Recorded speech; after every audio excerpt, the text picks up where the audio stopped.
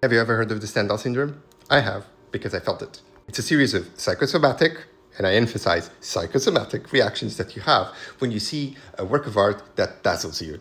Tunnel vision, fainting spells, increased heart rate. I'll let you guess which one of these I felt. It's one of the many impacts that works of art can have on you.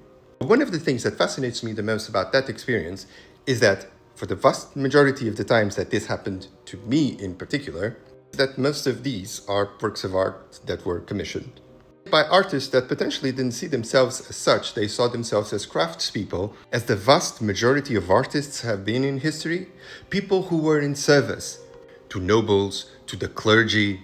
Because for the vast majority of our existence, the idea of the rebellious artist that uses the art to be able to send a specific message, to break the system, didn't exist. Because art was a luxury. It was a tool to communicate the power and the glory of the person who commissioned it. Saying that artists weren't able to innovate or even include critiques of the system when they produced their art. Look at the examples of Velázquez, for instance, of Goya, of Shakespeare.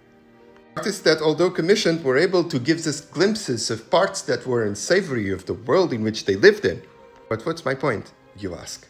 Whilst I consider that the artist as the frontrunner for rebellion is something quite recent in the span of our history, the impact of the art that it generates on people happens regardless of the intention of that artist.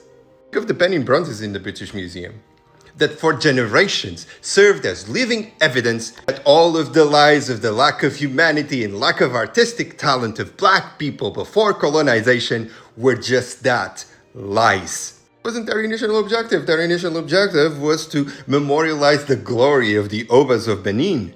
Think of this Keffiyeh that I'm wearing at this moment. Hirbawi from the West Bank.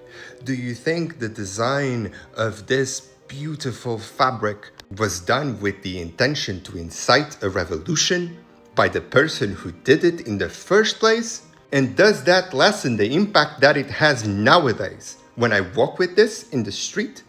So think what you will about Kendrick Lamar's performance and his intention, or about Black Panther and the fact that it is a product of the military-industrial complex of the United States. I'm in no way advocating separating the art from the artist, especially if they are alive and can profit from it.